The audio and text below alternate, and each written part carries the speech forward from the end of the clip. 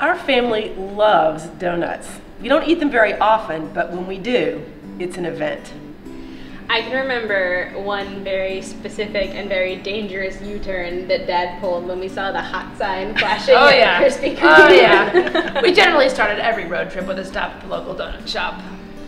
But you know, like, local donut shops don't exist anymore. They're like big chains, and the donuts just don't taste like they used to. It's like that not from scratch taste. Right, I mean, they're all sort of the same exact shape, and they taste like chemicals, and they all look the same. And I miss that kind of like misshapen, fresh out of the fryer kind of taste that you just don't get anymore. So I decided to try to make them myself.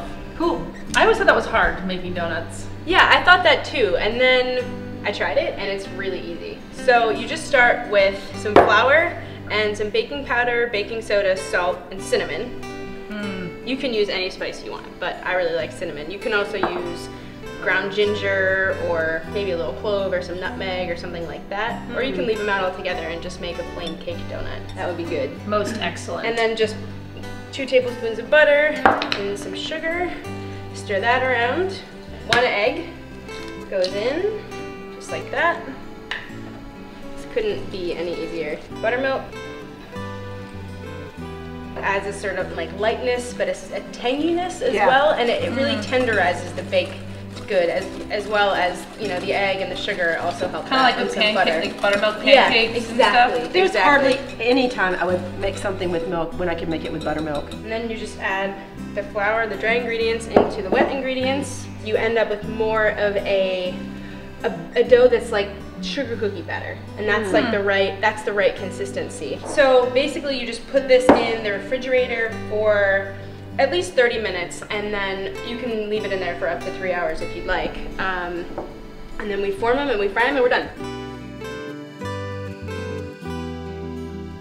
Now that the dough is chilled, it's time to form the donut holes. And what I discovered is that using a 1 teaspoon measure makes the whole process so much easier. Usually with donuts, you traditionally roll them out and you have to have special cutters, and then you have to get all your scraps together and roll them out again.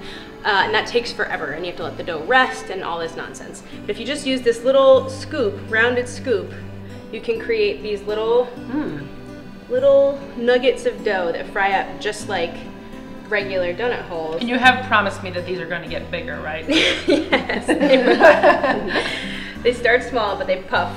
And what I really love about this method is that it gives them that kind of like rustic and sort of homemade look that I'm jonesing for. Once all the dough has been formed, it's time to get to the good part. It's time to fry them up. So what we've done is we've heated some vegetable oil in a skillet to about 325 or 350 degrees. And while your oil's heating, whisk together some cinnamon sugar. We're gonna dredge the donuts in that when they come out of the oil.